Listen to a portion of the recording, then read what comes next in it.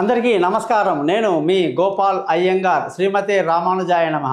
ఈ వారం 12వ తారీఖు జనవరి నుంచి 18వ తారీఖు జనవరి వరకు మేషరాశి నుంచి మీనరాశి వరకు వారఫలం ఎలా ఉందో తెలుసుకుందాం.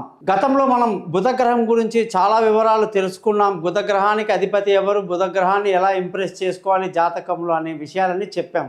ఈరోజు సూర్యుడి యొక్క మార్పు జరుగుతూ ఉంది.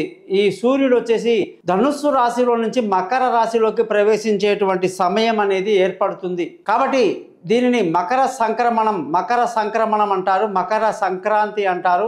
12వ తారీఖు నుంచి 18 వరకు మనం వారఫలం చూస్తున్నప్పుడు మధ్యలో కరెక్ట్గా 15వ తారీఖు నాడు సూర్యుడు మకర రాశిలోకి ప్రవేశిస్తున్నాడు అన్నమాట.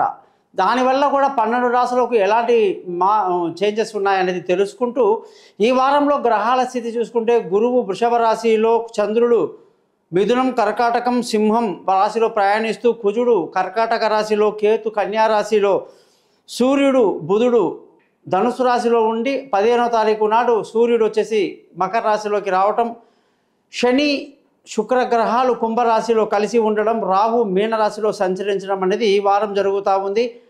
ఈ వారఫలం అంతా కూడా ఆదివారం నుంచి శనివారం వరకు, మృగశిర నక్షత్రం నుంచి పూర్వ ఫల్గుని నక్షత్రం వరకు, త్రయోదశి తిథి నుంచి పంచమి తిథి వరకు ఉంటుంది. మీ అందరికీ నేను తెలియజేసేదంటే ఈరోజు మనం కొంతవరకు సూర్యగ్రహం గురించి తెలుసుకొని ముందుకు వెళ్తే చాలా బాగుంటుంది. దయచేసి ఇది తెలుసుకోవటం వల్ల మీకు ఎంత ప్రయోజనం అంటే ఏమాత్రం మీ టైం వేస్ట్ కాదని తెలియజేస్తున్నా. సూర్యుడు స్వతహాగా తనకు తానే అధిపతి. సూర్యగ్రహానికి అధిదేవత సూర్యుడే. మిగతా అన్ని గ్రహాలకి కూడా ఖచ్చితంగా వేరే వేరే దేవతలు అధిదేవతలుగా ఉంటారు. కానీ సూర్యుడు తనకు తానే అధిష్టాన దేవతగా ఉండడం వల్ల సూర్యుడు అన్ని మతాలకి కూడా ఆ కనిపించే సూర్యుడు కాబట్టి ఖచ్చితంగా వాళ్ళ మతంలోకి సూర్యుని లాగకపోతే మరి వాళ్ళ మతానికి విలువ ఉండదు.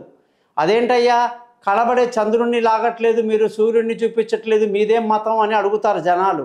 అందుకే వాళ్ళు కొత్త కొత్త మతాలు పుట్టించుకుంటారండి. కొందరు దుర్మార్గుడు కలిసి అలా అది మొక్క కాస పెద్ద వటవృక్షం అయిపోయి కొన్ని మతాలు ఉన్నాయి ఇప్పుడు. సూర్యుని కుమారుడు అంట, ఏందో ఆ భాష ఏంటో అదేంటో మనకు అర్థం కాదు. సూర్యుని కుమారుడు అని చెప్పేసి వదిలేశాడు. ఇంకొకడు అసలు సూర్యుని కన్సిడర్ చేయకుండా చంద్రుడే దేవుడు అనుకుంటాడు. ఇంకొకడు రకరకాల మనుషులు ఉంటారండి.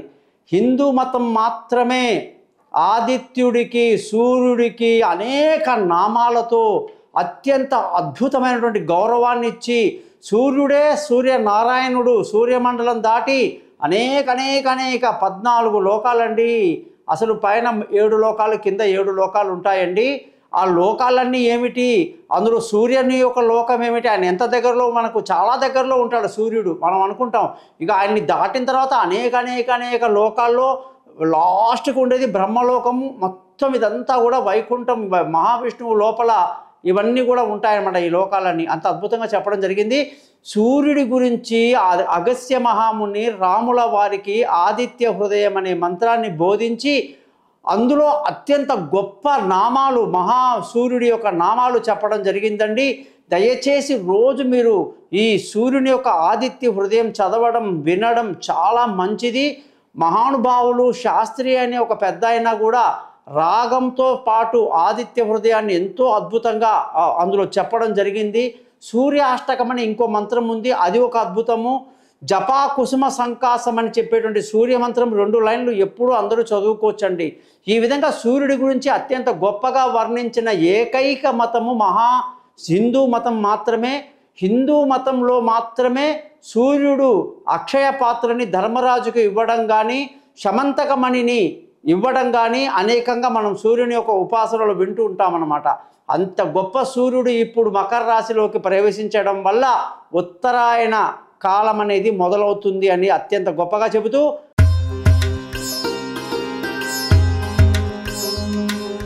కుంభరాశి వాళ్ళందరికీ కూడా 12వ తారీఖు జనవరి నుంచి 18 జనవరి వరకు ఎలా ఉండబోతుందో చూద్దాం. ఈ వారంలో సూర్యుడి యొక్క మార్పు, సప్తమాధిపతి కాస్త మకర రాశిలోకి వచ్చేసాడు. సప్తమాధిపతి 12వ ఇంట్లో ఉంటే ఏమవుతుందండి, భార్యాభర్తల మధ్య కీచులాటలు, గొట్లాటలు, అన్ని గొడవలు ఉంటాయి. కుంభరాశి వాళ్ళు ఎవరైతే పెళ్లి గురించి ఆలోచిస్తూ పెళ్లి గురించి మాట్లాడుతున్నారో లేనిపోని అవాంతరాలు రాకుండా సూర్యాష్టకాన్ని రోజు చదవాలి. సూర్యుని యొక్క ఆదిత్య హృదయాన్ని 3 సార్లు చదవడం వల్ల అన్ని అడ్డంకులు తొలగుతాయి.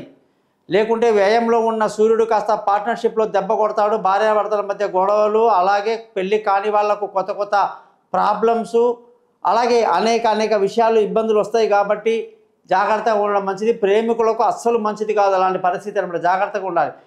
కుంభరాశి వాళ్ళకి శని అధిపతి కాబట్టి శని స్థితి చాలా బాగుంది. పొంగు శని అంటారు. రెండోసారి వచ్చిన వాళ్ళకి చాలా మంచిది. బాగా కష్టపడతారు.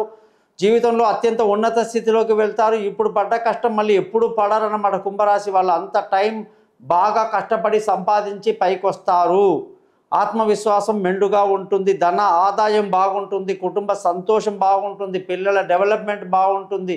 బంధువుల స్నేహితుల సహాయ సహకారాలు సూపర్గా ఉంటాయి. మానసిక ధైర్యం బ్రహ్మాండంగా ఉంటుంది. 10 మందికి సహాయం చేసే స్థితిలో కుంభరాశి వాళ్ళు ఉంటారు. బంధువులతో స్నేహితులతో బాగా ఎంజాయ్ చేస్తారు. పండగ సమయంలో విందులు వినోదాల్లో పాల్గొంటూ ఎంజాయ్ బాగా చేస్తారని 10 సార్లు చెప్పొచ్చు. ముఖ్యంగా విలువైన వస్తువులు, భూములు, ఇల్లు, వాహనాలు అన్నీ కొన్నా అమ్మినా మంచి లాభాలతో సాగుతుందన్నమాట. పిల్లల యొక్క విషయంలో మీకు ఎటువంటి టెన్షన్ లేదు. వాళ్ళ చదువులు బాగున్నాయి. వాళ్ళ విదేశీయానాలు, దూర ప్రయాణాలు బాగా కలిసి వస్తాయి. అలాగే తెలివైన నిర్ణయాలు తీసుకుంటారు. అద్భుతంగా ఉంది. ఆరోగ్యం జాతకంలో ఆరోగ్యపరంగా కూడా బుధ గురువారాలు మంచి ఆరోగ్యం. శత్రువులు మిత్రులు అవుతారు. అప్పులు తీరే మార్గాలు బాగా ఏర్పడతాయి. భార్య భర్తల మధ్య చిన్న గొడవలకి ఆస్కారాలు 15వ తారీఖు సూర్యుడు ఎప్పుడైతే మకర రాశిలోకి వస్తాడో అప్పటి నుంచి 1 మంత్ వరకు ఉంటుంది. కాబట్టి అనేక నిర్ణయాలు జాగ్రత్తలు తీసుకోవడం మంచిది. ముఖ్యంగా కుంభరాశి వాళ్ళకి ఈ యొక్క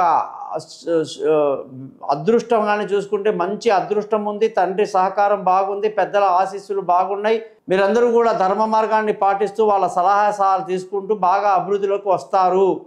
ఉద్యోగపరంగా చూసుకుంటే ఉద్యోగంలో మీకు అందరికీ కూడా అనేక ఇబ్బందులు, పెద్దవాళ్ళ ఆశీస్సులు లేకపోవటం, ఎంత కష్టపడ్డా గుర్తింపు లేకపోవటం చాలా చికాకు కనిపిస్తుంది. కానీ ఉద్యోగాలు మానేయడానికి ఇది మంచి సమయం కాదని గుర్తుంచుకోవాలి.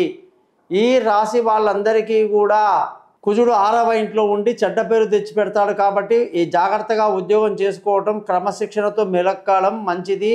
కొత్త ఉద్యోగాలు వెతకడానికి మంచి సమయం కాదు. అలాగే ఇంటర్వ్యూలు అంత ఈజీగా సక్సెస్ అవ్వవు. పార్ట్నర్షిప్ అంటే మనం ఎంత కష్టపడ్డా పెద్దల ఆశీస్సులు అంతగా రాకపోవటం, వీసాలు అవి కొద్దిగా డిలే అవ్వటం మీకు ఇబ్బంది కలిగిస్తుంది. వ్యాపారంగా చాలా పైకి వస్తారు. వ్యాపారంలో అభివృద్ధి చాలా బాగుంది. మంచి డెవలప్మెంట్ ఉంటుంది. కొత్త వ్యాపారాలు పెట్టుబడి పెడతారు. జీవితంలో అత్యంత ఉన్నత స్థితికి వస్తారు. అలాగే ఖర్చులు బాగా అధికంగా ఉంటాయి. కుంభరాశికి అధిపతి శని కాబట్టి రోజు శని మంత్రాన్ని 19 సార్లు చదవడం, ఇంద్రనీలం రాయిని మధ్యవేలికి మగవాళ్ళు, లెఫ్ట్ హ్యాండ్కి ఆడవాళ్ళు పెట్టుకోవటం, అలాగే ప్రతి శనివారం నిష్టగా నియమాలు పాటిస్తూ శని మంత్రాన్ని చదువుతూ ఎవరైతే నీలం రాయిని 19,000 జపాలతో ఒరిజినల్ సర్టిఫికేట్తో అడుగుతారో వాళ్ళకి ఇస్తాము. దాన్ని ధరింపచేసేటప్పుడు మంత్రోపదేశం చేస్తాము. దాంతోపాటు మీ జాతకంలో ఉన్న నక్షత్రం ఏంటి, లగ్నం ఏమిటి అన్నీ చూసి దశ ఏంటి, అంతర్దశ ఏంటి, వాటికి ఏంటి ప్రాబ్లమ్స్ ఉన్నాయి అన్నీ ఖచ్చితంగా చెప్పి మీకు ఏ సమస్య ఉన్నా వాటికి పరిష్కారం చెప్పడం వల్లనే మన ఛానల్ పేరు thesimple.astrologer.com అని పెట్టాను. ఈ ఛానల్ని సబ్స్క్రైబ్ చేయడం ఎట్టి పరిస్థితుల్లో మర్చిపోవద్దు. బంధువులకు తెలియజేస్తారని ఆశిస్తూ మినీ సర్వీసుకుంటాను మీ గోపాల్ అయ్యంగార్.